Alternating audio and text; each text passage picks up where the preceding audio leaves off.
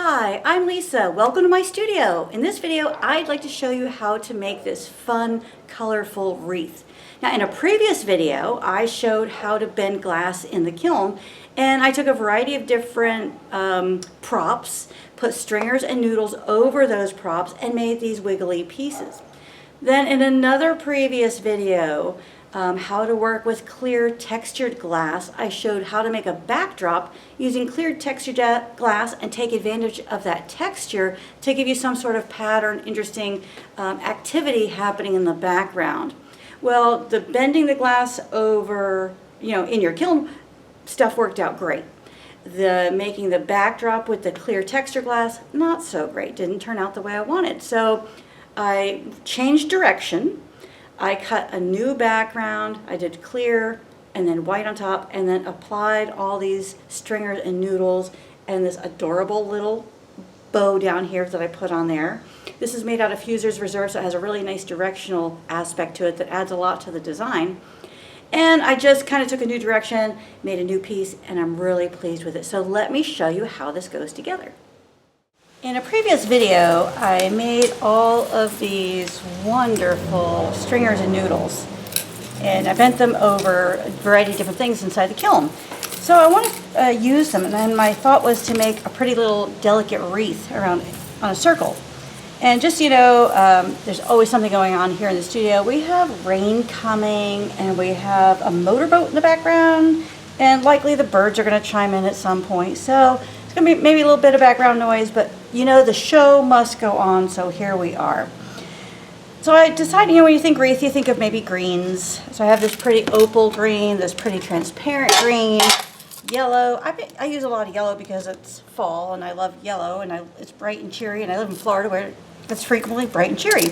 So I considered using any number of these for the wreath itself. Now, I already made one that I didn't like the way it came out, so I'm regrouping here. So I took my stringers and noodles, and I put these are transparent for the most part. I put them on the green, and the green absorbed all their color.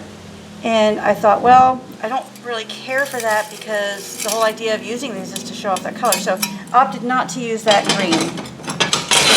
I considered this Amazon green, which is a little bit better, but still I don't see some of those colors. The red kind of gets dull, the green definitely gets dull. The stringers, which are thin, they lose all color. So no to that. How about a transparent green? Let's take this yellow out of the way so you can see that yellow is not interfering. And, it's kind of absorbing all the color too. So, no, not loving that. All right, let's get that out of the way. All right, let's try the yellow. All right, yellow, that's an improvement, yes. But look, this is a green, it turns funky. This blue, that's probably going to turn green when it fires. Orange shows up well. Opaque colors will show up well on here. But still, I don't like the punch. I want a little more punch out of this. So no to the opal yellow. Then I thought, what about Amazon green? Which I already showed you a minute ago, and I actually cut the green.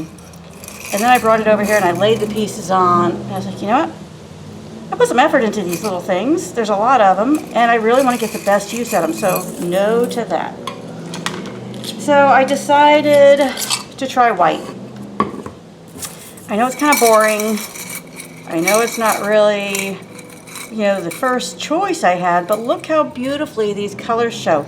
You can see this pale blue really nicely. You can see the amber. You see the green on there really nicely. This green shows up well. The black shows up well. It's going to be very striking. So I'm opting for white. And because I want to use 2 layers of glass, so I have a nice thickness and uniform consistency and uniform thickness throughout, I'm going to stack this white piece on top of clear, and we're going to assemble a little wreath on here. So what I thought I would do is just start kind of, nipping pieces and create like a little circle around this. I have this really pretty piece of Fuser's Reserve on the shelf, and I found some scrap pieces in my scrap bin. So I went ahead and used that to cut a pretty little bow to the bottom of the wreath. I don't know that this is cute or corny or whatever, I don't know. But I thought it would give kind of a grounding, kind of ground the wreath a little bit so that you had something a focal point to kind of anchor your eye and then carry it throughout. Now I've kind of decided to put this on first because I'm concerned all of these pieces are going to prevent it from sitting flush. And I really would like to try to do one firing with this. So I'm going to take this toothpick, a little bit of Elmer's glue here, and I'm going to glue this in place. I'm just kind of letting this design kind of evolve based on the materials, you know, what I have going here, and, you know, a little bit of an idea, a little bit of a vision that I have for this piece. But it's pretty loose. Look, that's kind of cute, right? The circle is 6 inches in size. The original circle was 8 inches, and, you know, I don't know, I just figured this was a good size. So I'm going to take some of these pieces. I like this lavender. Take that, just break it, kind of work it around. Kind of like that, make it like a vine. Definitely want some green in there. And I'm not going to really worry about those little pieces that are kind of falling. Let those kind of stay. Now, since I have lavender on this side, I want to put a little lavender over here. Definitely some red in there to kind of go with this color. Let's see what else we have over here. Let's see, we've got green there, so we want green on this side. Ooh, here's a nice piece with a really significant chunk curve in there. Let's put that on there. And then this here. Some blue, sure, why not? We like blue. It's going to fall off, so let's rotate it this way. And this one's a little straight, so let's maybe take that one out. Put something in. Here's another lavender, so let's go and put that in there.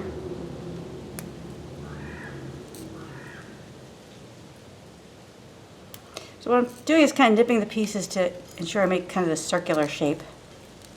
That's kind of the idea, is to kind of go around the perimeter. And let's see, add a little more green over here. This is a really pretty bendy one.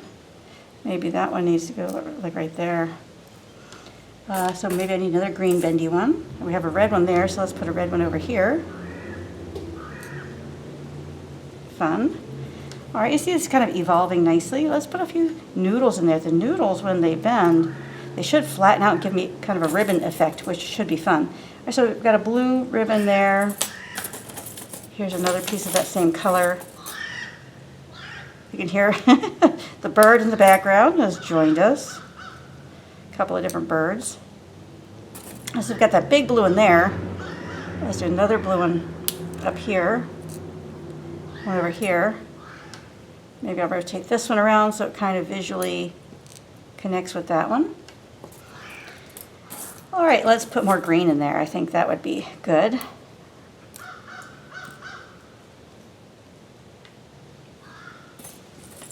Here's another green one with some nice curvature to it. Let's go ahead and put that in there. Maybe this one goes here. Yeah, oh, it wants to go the other way, but we're going to do it this way. And this one we're going to do maybe over here like this. Yes, ooh, I like that curvature on that one. Fun, fun stuff. All right, so let's see, we've got some red and red, blue and blue, green and green, purple and purple. Let's go ahead and put in some black for some, oops, let's flip that off there. Put some black in there for some real high contrast. And that one's got a pretty shape. Love that one. See if we can find one sort of similar. This is going to be fun to transport to the kiln, right? All these little pieces are going to want to move on me. All right, I don't have another black one that's just like that. I have this pretty green one here. So we'll just improvise over here. Put that one here. And this one, oh, here's one. This one has a nice curve at the end. Let's put that over here. And then this one over here. So the stringers, you can bend them in a candle. But what I like about having the way I bent them is I got a variety of different shapes that I otherwise would not have gotten. I'm going to put this deeper blue in. And sometimes we're just going to let the glass kind of fall the way it wants to. I like the way that worked. So let's put another deeper blue over here. Oh, I love that. Ooh, yeah, okay. Let's just kind of improvise here. All right, so let's this one put over here. No, maybe we won't. Maybe we'll put it like that. This green one back on. All right, I'm liking the way this is going. Some more green. This green one over here. What other color should we add? More blue. I like the idea of the blue. I like that these are overlapping. I think that's going to be fun. It's going to be fun with the exception of transporting it to the kiln. That part, maybe not so much. All right, I needed another piece of aqua. Look at these stuck together. Take this one, put it over here. That one's got a nice kink in it. But then, you know, if it bends over those other pieces, that'll make it even kinkier. All right, what about a little more red? What about a red? Oh, this red guy right here.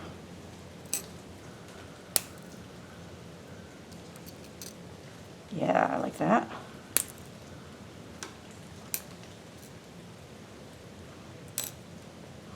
Ooh, that's fun the way it's kind of, this one is kind of bringing it up towards the top. So maybe I'd like another red one like that. This one's opaque red. The first one was transparent. Doesn't look like I have more of that, so we're going to just be using this piece right here. This might be a good time to pull out the tweezers. Turn this one this way so it kind of leads back in. I feel like I need a little more material over here. Amber might be nice, so let's go ahead and do that. Put that right here. So I'm trying to keep something that kind of, it looks like it's leading the eye around in a circle. Guarantee some of this is going to move during firing. I like the addition of the amber. I'm going to add another piece down here. And another piece over here. I think that's going to be pretty on the white. I feel like I could use a little more material up here. Let's throw green in there. Maybe this amber. Sure, why not? Oh, let's just toss stuff in there now. Okay, we have amber on one side, so we want amber on the other side. At this point, everything is just going to go kind of crazy when it slumps, when it you know, sinks down in. So I don't really have a preference as to what these pieces do. I just want a nice, busy wreath that is engaging and kind of, you know, is interesting to look at. Now that one's going to come over the edge a little bit. I think that's okay. This one a little straight. I'm not crazy about the way that one's falling there. Let's bring that one in.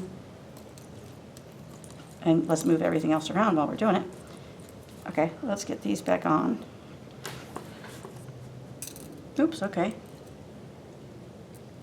There we go. All right. Well, I had some fun with this. I've just been piling stuff up here on the bottom and putting this little curvature piece here and just kind of filling in, giving it lots of visual texture and movement. I'm pretty happy with the way this is coming out. I do want these pieces around the perimeter to kind of be on the glass, like this one right here, tucking off. Let's bring that, try to get that back on if we can. And any of these little pieces in here, I don't mind them, but I don't want them in the center. I want the center kind of visually clean. And I've got a slightly different shape going on. Oops, this one is kind of going the wrong direction, so let's put that back over here. There we go. All right, we're going to tuck these, oh, maybe not. Tuck this one over here. There we go. Get this blue one back on. I think I might need to use the tweezers on that one. Scoot it this way a little bit, scoot it that way, push these on a little. There we go. All right, stay there. Okay, so fun, right? I tried, when I used a certain color on this side, I tried to repeat it on this side. This side looks a little tighter than this side. Let's see if we can snug that up a bit. There we go. Oh yeah, there we go. See if we can get that one to make sure it's on the art and not hanging off. Well, I don't know about taking it off there. There we go, okay. This blue one wants to be a rebel. Okay, now they're all being rebels. All right, this one right here, I don't know. Let's tuck that on there. Well, it's very likely this is all going to move when I move it to the kiln, so maybe I shouldn't even bother trying to get this too accurate here. All right, I got a little piece hanging over my ribbon here. I'm okay with that. I have a piece hanging over the ribbon here too. Let's see, move that. Move this. Okay, I think this came out pretty good. I kind of feel like I have a little bit of a bald spot here. So I'm going to put this piece of amber there. maybe another color as well. Green is always a nice choice. Put this green over here. And then maybe another one right here. And another one right here. Fun stuff. Okay. All right, so we're going to take this to the kiln. I'm going to hold my breath while I do it. We're going to put it in there. We're going to fire this to a full fuse temperature. And then see what we have. All right, here's the piece in the kiln. We're going to close the lid, set this to a full fuse, fusing, and we'll check it out when it's done. Here we are, back in the studio. Let's check out the wreath. Oh, wow. How fun. Oh, really? Wow, look at those terrific colors. Look how everything shows up so beautifully on the white. Got this beautiful edge quality from using 2 sheets of glass, clear on the bottom, white on top. So clear is for mass. The white is to bring out all the colors of the stringers and noodles. Look how there's a variation. The stringers are kind of skinny and they all bent as they, related or interacted with each other. And then the noodles are a little bit wider, which is cool, and they kind of look like ribbons. And look how adorable this is. This little detail here with the striations from that Fuser's Reserve red. I really like the way that turned out. Got a nice kind of open field here. Loving the way this came out. It's a little hectic maybe, a little sporadic, but it's a very colorful wreath for sure. Not your ordinary maybe holiday wreath, but that's okay. I feel like there's plenty of the traditional designs out there. Let's, go beyond that and make some things that are a little more interesting, a little more fun that you can just play with. I could also see this being a fabulous way to make some crazy hair, maybe on a bird or a character or, just something kind of whimsical, or a skirt, or possibly fringe on a dress or something, or, ribbons floating in the wind. I think this has a lot of potential for different uses. I'm very pleased with the way this came out. And so I'm glad I pursued the idea of making a wreath and just, changed my direction and did something that worked better to really show off these materials. Thanks for joining me. I hope you enjoyed learning how to make this wreath and you see some nice possibilities and options for ways that you can bend glass in the kiln, change direction when things don't go the way you want, and also utilize these pieces in a variety of different ways to make different projects and add highlights, textural quality, and more dramatic pattern to some of your designs. So again, I think this has a lot of potential for a lot of different directions. It's a matter of getting creative, getting out there. Make some of these pieces in your studio when you've got, some time or some spare kiln space. Throw these in there over a mold when you're slumping something else and you've got room. So go ahead and put that in there. And then play with it. Also, I showed in the video how I tried these on different color backgrounds and how I didn't care for it because it absorbed the color. So when you start a project, don't be married to exactly how you think you want to do it. Allow yourself the flexibility to make some changes along the way, and that should improve your work. And the experimentation is exciting because you learn new things, and you can take those new things and then apply them in the future on other projects. Again, no shortage of activity around here. We've got boats going, we've got dogs barking, we have birds chirping. So we're never alone out here in the studio, but we keep going because remember, the show must go on, and we want to make sure you bring you fun and exciting content that gets you motivated, excited, and inspired to get out in your studio and have fun being creative. Thank you for joining me. Please follow, like, subscribe, share, and comment. We love your comments. It inspires us to try new things, to go in new directions. And we love it when you like, and we love it when you share. So thank you so much for doing that. Become a premium video member. We have 30 courses, content, beautiful exclusive courses just for members. The second you apply, the second you join, you get access to 30 different videos with different topics, different construction styles, different design styles, different techniques about cutting, about assembly, about design, a whole assortment of exclusive content just for members that you are gonna love. So join.